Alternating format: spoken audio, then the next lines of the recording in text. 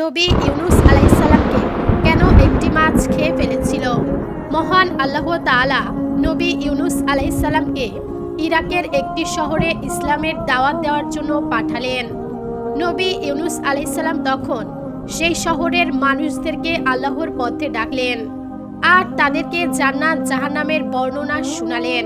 কিন্তু সেই শহরের মানুষ নবী ইউনুস আলাইহিস সালামকে অস্বীকার করল।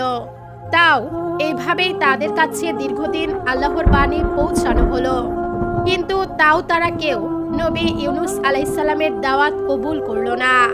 নবী ইউনুস আলাইহিস সালাম তখন রাগ হয়ে সেই শহর ছেড়ে চলে গেলেন।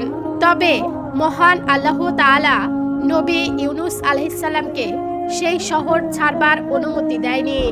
নবী ইউনুস আলাইহিস সালাম তখন সেই শহর ছেড়ে চলে যাবার জন্য একটি নৌকায় উঠলেন। নৌকাটি যখন সমুদ্রের মাঝখানে, তখন প্রচন্ড ঝড় হতে শুরু করলো।